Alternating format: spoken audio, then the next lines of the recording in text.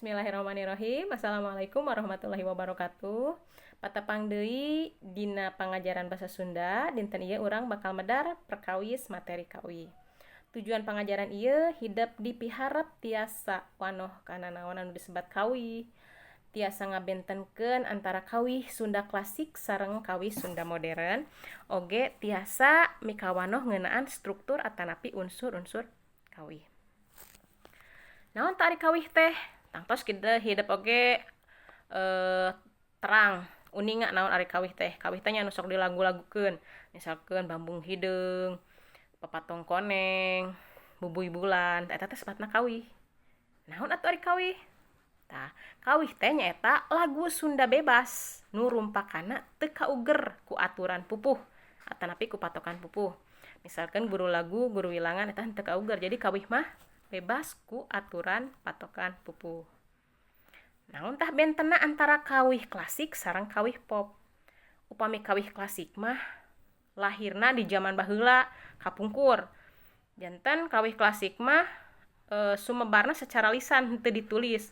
Nu matak dugi ka ayeuna teu kaparuruh saha anu ngarang kawihna. Janten we disebat upami kawih anu penciptana atanapi pangarangna NN atanapi nonim. Karena kapungkur mah memang teu ditulis secara lisan wae. Teras wangunna oge kawih klasik mah ilaharna dina wangun puisi heubeul atanapi sisindiran guguritan. Eta ayana iraha? Eta ayana dina tahun 1850-an. Nah, naon atuh ari kawih Sunda kiwari?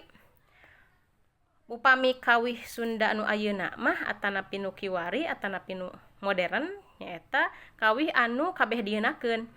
Pangpangna dina tahun 1860-an. Ilaharna wangun kawihna teh wangun puisi bebas atanapi sajak. Tah eta teh dipirigna ku musik-musik anu modern oge. Lagu pop oge sok dipirigna ku musik modern kaya ning organ, gitar, piul, kendang, jeung suling.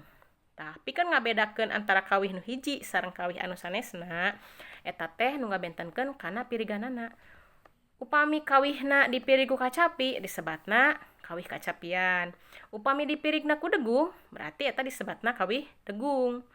Tah mun dipirigna ku alat musik modern misalkeun organ atanapi gitar eta disebatna kawih pop Sunda. Eta anu ngabentenkeun antara kawih klasik sareng kawih populer atanapi kawih pop.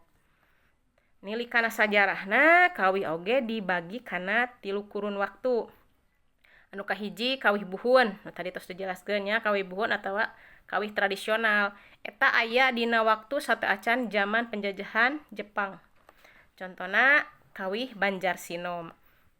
Anu kadua kawih zaman Jepang. Eta dimimitian nalika Jepang datang kira-kira tahun 50-an. Contona kawih es lilin. Tah, lamun kawih Wanda Anyar atawa kawih kiwari anu ku urang dipikawanoh ayeuna eta disebatna kawih Wanda Anyar tahun 60-an ka dieu.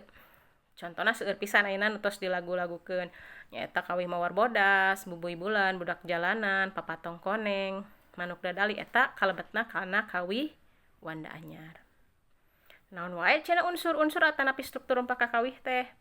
Tah, anu kahiji aya nu disebut tema. Tema atanapi jejer minangka hal pokok atawa galeuh anu ngajiwaan eusi rumpaka kawih.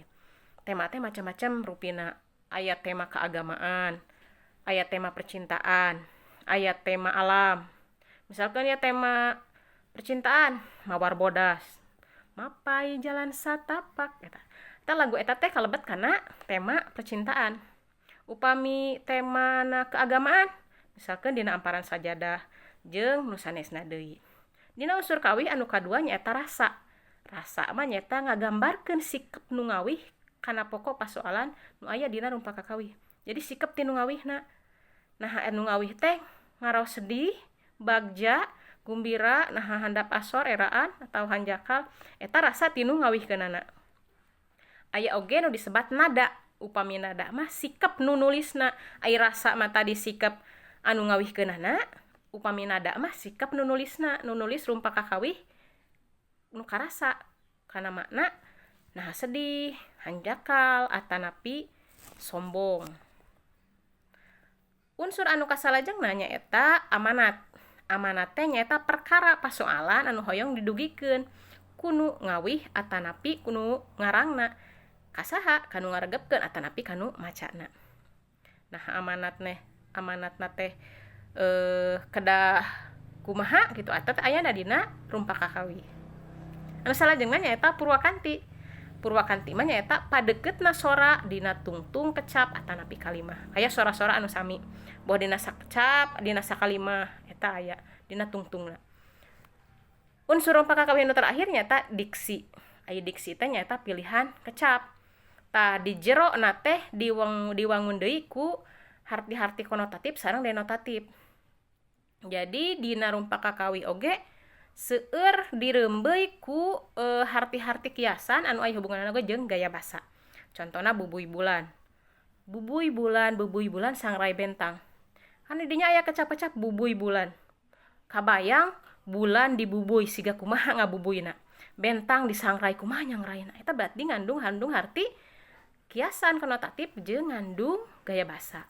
Eta engke langkung jelasna tiasa dijelaskeun deui dina lawungan anu saterasna.